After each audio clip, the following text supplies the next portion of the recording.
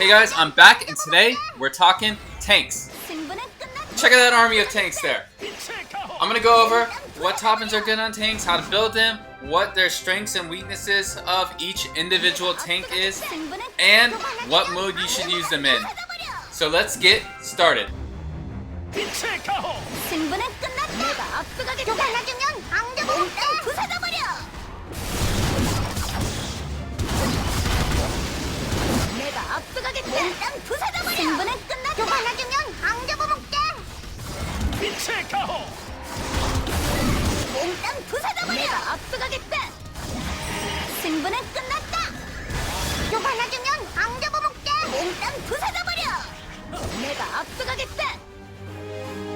We're gonna start off with the ancient herself, Hollyberry cookie.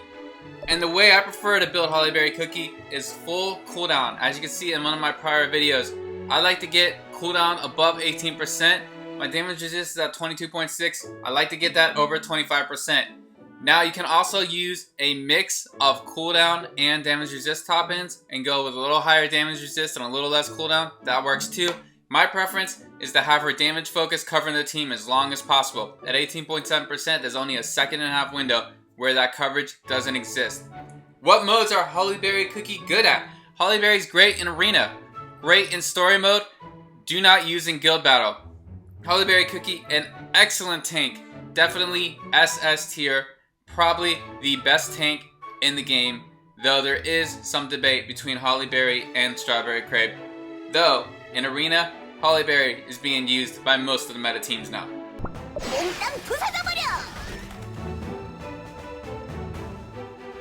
The second best tank, Strawberry Crepe. In my opinion, Strawberry Crepe is a tank that you're going to run full cooldown top-ins on. You want to get that cooldown above 18%, so Strawberry Crepe has the correct timing when used in arena. You want to get that damage resist above 20%, because I took off a lot of Strawberry Crepe's top-ins to give to my other cookies like Hollyberry. The damage resist is really low on her right now. But if you only have Strawberry Crepe and you don't have Hollyberry, make sure that damage resist is above 20%. What game mode do you want to use Strawberry Crepe in? You would absolutely want to use Strawberry Crepe in arena. I think arena, Strawberry Crepe's the second best tank cookie in arena, right behind Hollyberry cookie. In story, absolutely use Strawberry Crepe in story mode. That defense resist, that damage resist, 50% skill buff that she gives two of your other cookies is huge in keeping your team alive. Plus, Strawberry Crepe does a good amount of damage. It says 18,000, but if you look at the skill, that's at 578% of 18,000. That does a significant amount of damage, especially in story mode. What mode is Strawberry Crepe great at? Arena, second best tank in arena. Still very viable, still used by a lot of the top teams. Story mode, absolutely awesome, right? You're gonna give that plus 50% damage resistance to two of your weaker cookies. I think it's two of the lower hit cookies on your team. So that helps them survive in a big way. Absolutely fantastic in story mode, and actually better than Hollyberry in some particular levels. Strawberry Crepe is absolutely fantastic in guild battle if you don't have a maxed out Poison Mushroom, a maxed out Sorbet Shark. There is a comp where you use Dark Choke on the front for the minus defense on the Red Velvet Dragon, and then you're going to use Strawberry Crepe to tank some hits, and Black Raisin with Strawberry Crepe is able to pull off 2 attacks because Strawberry Crepe tanks the hits. And then you're also going to have, of course, Licorice and Red Velvet. So Strawberry Crepe is very viable in guild battle modes. I have a video on Strawberry Crepe Black Raisin if you want to check that out.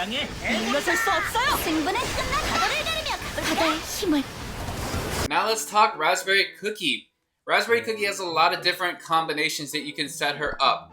There's 2 in specific that I like. I like the full attack combination that I have set up right here. Just full attack top-ins, get as much attack as you can possibly get a little attack speed and some cooldown. And when you use this combination, this is simply for the Raspberry Stun Comp. If you're using the Raspberry Stun Comp, which is GingerBrave, Raspberry, Sea Fairy, Almond, and Tiger Lily in arena, she can do absolutely huge damage. Now, if you're using her as a regular tank, what you're going to want to do is run damage resist and cooldown. So a mix of those 2 top-ins, and you want to get both of those top-ins really high. For instance, my raspberry cookie, when I was running damage resist and cooldown, I had damage resist of 30% and cooldown 11%. That worked out fantastic. The cooldown was high enough where raspberry skill was able to keep using the skill right before Sea Fairy used her attack, and that did that 40% reduction of offense of the attack power for Sea Fairy, which helped you tank that hit. Plus, the 30% damage resist kept Raspberry alive in front of your team. So Raspberry Cookie, a very viable cookie. Not the absolute best of tanks, right? Hollyberry, Strawberry Crepe, definitely better tanks, for sure. But in a lot of different comps, Raspberry Cookie's great. And a lot of story modes levels, I would say she's very viable. For instance, I think it is 1127 where you're fighting the wizard and the other cookie, and Raspberry Cookie is able to hit that wizard and do that 40% reduction of attack, and that helps your team survive. So Raspberry Cookie in very certain story modes is an excellent cookie. So I'd say very viable in story mode, very viable in arena, not really used in guild battle.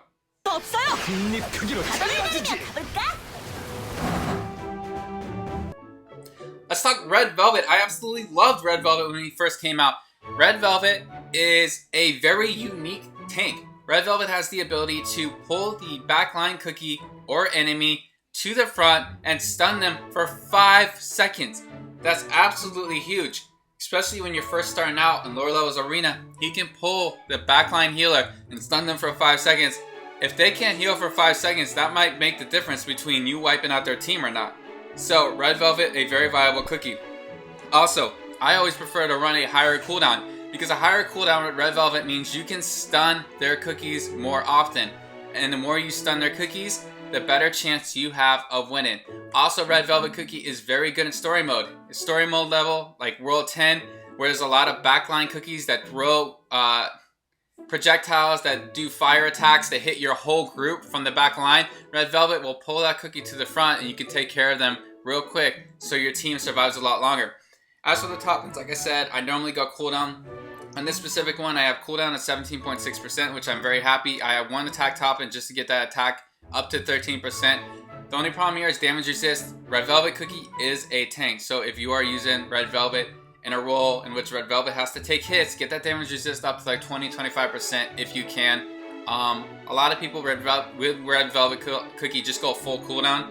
So if you can, go full cooldown and Red Velvet is your main tank, go cooldown over 17%, get that damage resist up to 20-25%. Those are the two highest priorities for Red Velvet Cookie. For the story mode, excellent. For arena, still used in some comps, not every comp, and in guild battle, does some damage, right? There are some people that set up Red Velvet Cookie with all attack toppings and got Red Velvet Cookie to do 1,000,000 damage, but still, that's not the mode you want to use Red Velvet Cookie in. I'd say one of the better tanks, definitely not in the best tier though.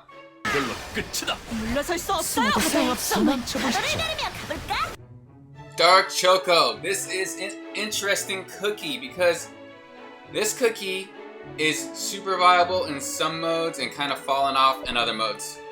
So let's talk toppings. If you are going to use Dark Choco as a regular tank, you want to go with the mix of cooldown and damage resist, or full damage resist, okay?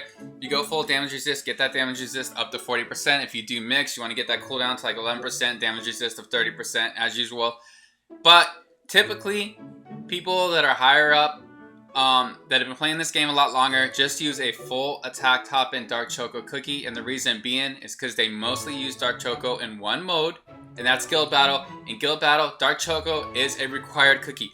Dark Choco with that minus 20% defense on Red Velvet Dragon makes the attacks from the rest of your cookies do way more damage. And you want to use full attack toppings because Dark Choco can survive Red Velvet Dragon's attack even with full attack toppings.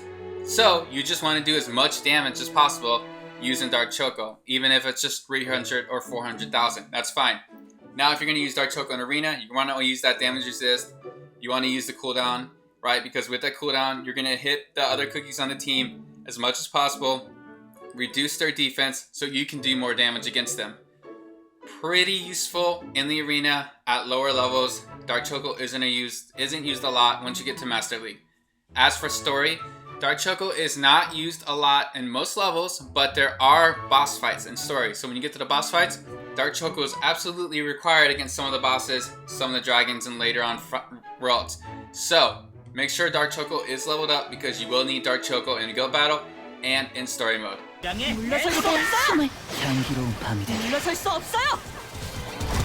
Madeline Cookie.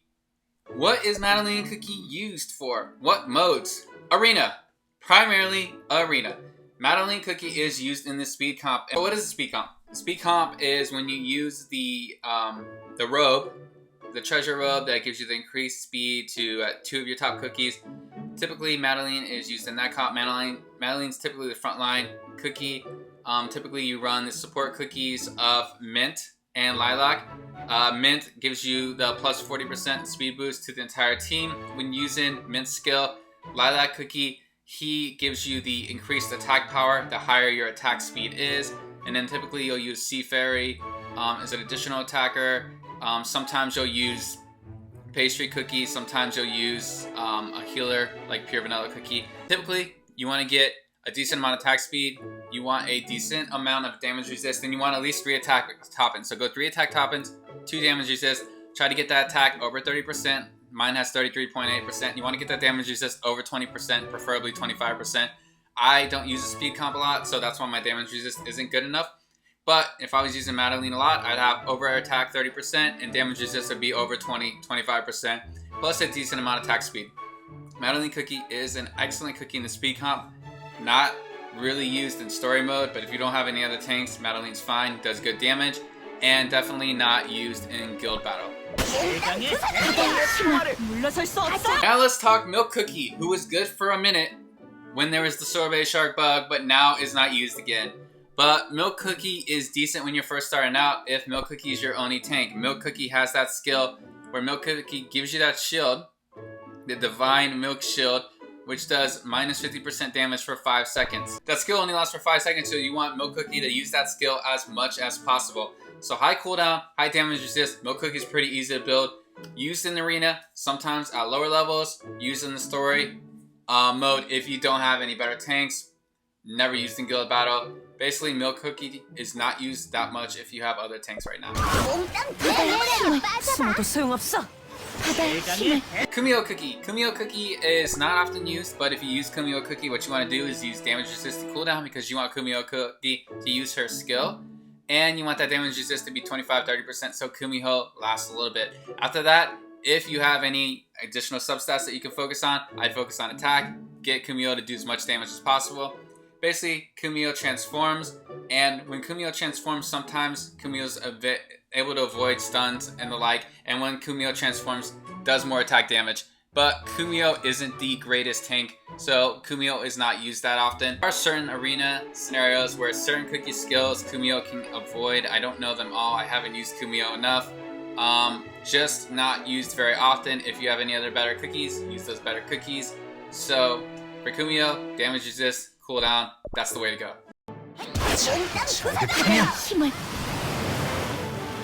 Werewolf Cookie is another cookie not really used anymore, but if you don't have any of the tanks, use Werewolf Cookie. Werewolf Cookie has a special place in my heart. Werewolf Cookie was my first epic.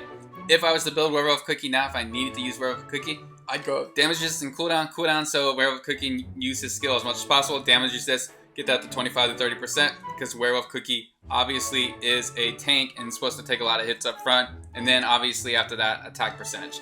So as you can see, most of my tanks, they have a common theme, damage resist and cooldown for most of them.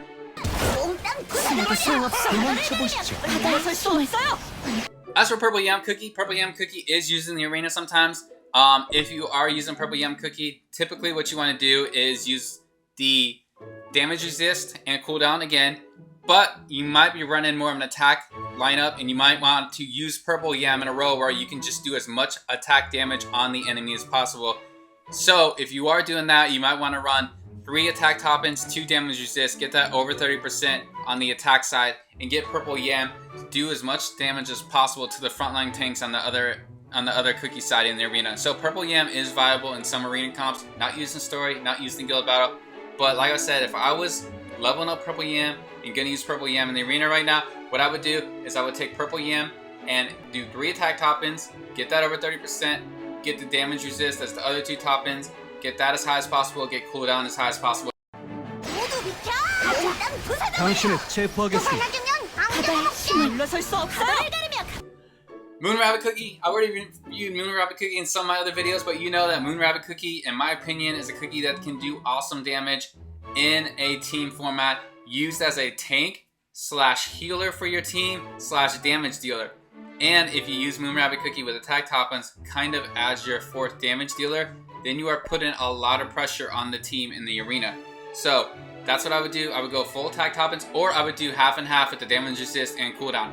So I went full attack. I need to get damage resist a little higher, but right now I'm just using Moon Rabbit and stun comp, so the damage resist doesn't really matter for Moon Rabbit in my particular comp, because it's just a stun comp. But when I use Moon Rabbit in a regular arena team where Moon Rabbit needs to stay alive a lot longer, I try to get the damage resist up to like 15 to 20%. Moon Rabbit does a good job surviving because Moon Rabbit does heal herself, plus she vanishes and avoids some attacks.